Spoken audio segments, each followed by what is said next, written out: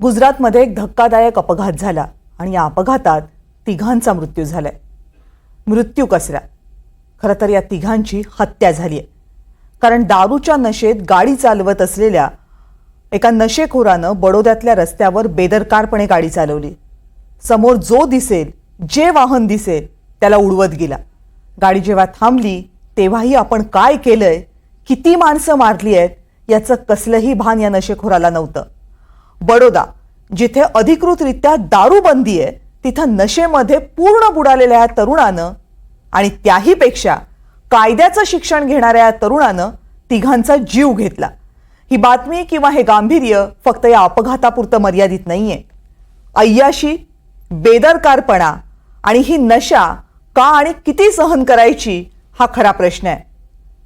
फक्त गुजरातसाठी नाही, हा वेकअप कॉल आहे सगळ्या पालकांसाठी. थोडंसं जागं व्हा, बघा तुमची मुलं काय करतायत. हा वेकअप कॉल आहे यंत्रणांसाठी. असे किती अपघात आहेत जे आम्ही अजून पचवायचे.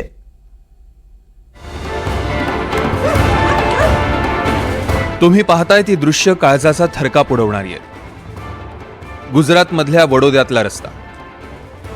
रात्री 12:30ची वेळ.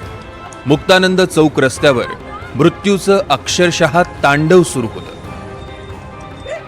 आणि हा जीव घेणारा क्रूर हैवान होता काळी गाडी चालवणारा रक्षित चौरसिया, बड्या बापाचा बिगडा हुआ बेटा.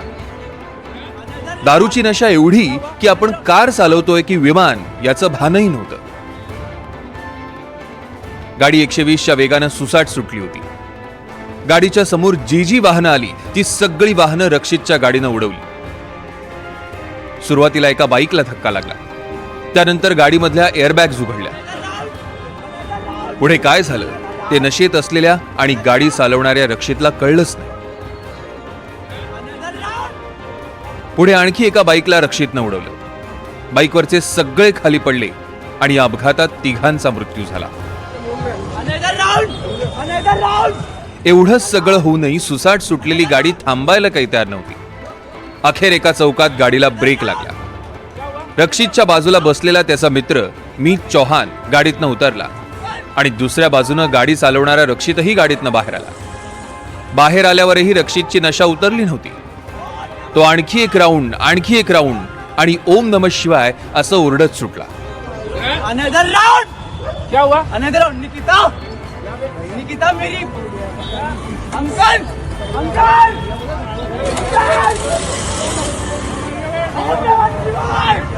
ओम नमः शिवाय, ओम नमः शिवाय. अखेर लोकांनी रक्षितला पकडलं आणि पोलिसांच्या ताब्यात दिलं. काही लोकांनी रक्षितला मारहाणही केली.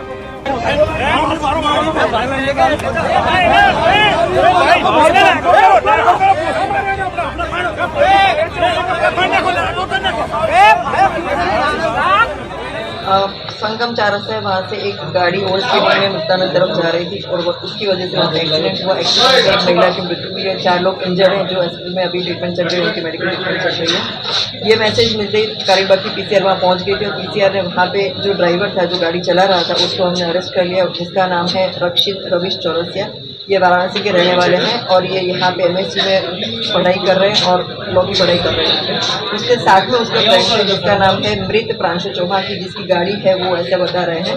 और वो वहाँ से भाग गए हैं, जिसको अभी पकड़ने के लिए हमने अलग अलग टीम बनाई. उसको हम कुछ ही घंटों में अरेस्ट कर लेंगे. और किसकी गाड़ी थी तेरे पास? सर मैं सुरेश के घर से अपने घर वापस आ रहा था. मेरे फ्रेंड की गाड़ी थी. तो क्या हुआ था? सर वो आ रहे थे, एक स्कूटी थी, स्कूटी से हल्का सा टच हुआ, एयरबैग तुरंत ही खुल जाता है क्योंकि उसकी न्यू गाड़ी है एकदम. उसका सेंसर ऐसा ही हल्का सा भी छुएगा एयरबैग खुल जाता है. एयरबैग खुल गया, फिर आगे कुछ दिखा नहीं और डिग्रेड हो गई गाड़ी. बोनेट भी खुल गया था मेरा पूरा. मुझे पता ही नहीं है क्या हुआ गाड़ी को. उसके बाद फिर सीधे पुलिस वाले चले आए थे. वहाँ पे लड़ाई हो गई थी. वहाँ पे ये सब जो दिख रहा है वो लड़ाई की वजह से हुआ. वहाँ से हम लोग फिर वापस आ गए. तो कुछ बोल रहा था तू, तो तूने नशा किया था क्या? नहीं सर, नशा नहीं किया. कुछ तो लगा रखा था सर मैंने, इसलिए मैं ये सब बोल रहा हूँ कि ताकि लोग दूर भागे थोड़ा. हाँ, तो क्या रक्षिता कुछ बोल रहा था? क्या बोल रहा था? रक्षित बोल रहा था। हाँ। ओम नमः शिवाय बोल रहा था मैं। हाँ, तो वो गाड़ी चलाना नहीं आती थी तुझे, कैसे सर, निकल पड़ा? मैं ऑटोमेटिक गाड़ी भी चला जाऊँ, लेकिन उसका स्पोर्ट्स मोड मेरे से नहीं हो पाया सर। ये सब अब सिर्फ बहाना है और कुछ नहीं हो सकता है। मेन जिनकी लाइफ गई मुझे वो बहुत मैटर करता है और बहुत ज़्यादा मुझे बुरा लगा। कितनी स्पीड में चल रही थी गाड़ी तेरी? 50 to 60। बडोद्यामध्ये गाडी चालवून 3 जीव घेणारा रक्षित चौरसिया मूळचा वाराणसीचा. लॉचा विद्यार्थी असलेला रक्षित बडोद्यात शिकतो. तो चालवत असलेली गाडी त्याचा मित्र मीत चौहानची होती. या प्रकरणात मीत चौहानलाही पोलिसांनी ताब्यात घेतलाय. हा सगळा झाला पोलिसांचा तपास आणि अपघाताचा घटनाक्रम.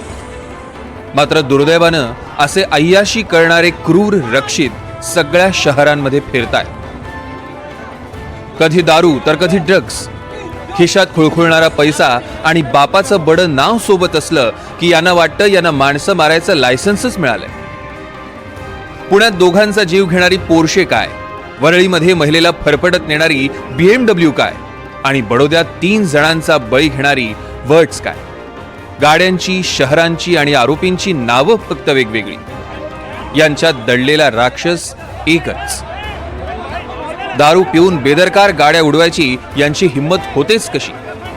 कायदा, पोलीस, दुसऱ्याचा स्वतःचा जीव, सगळ्याचीच भीती संपलीये का? Another round! Another round! Another round!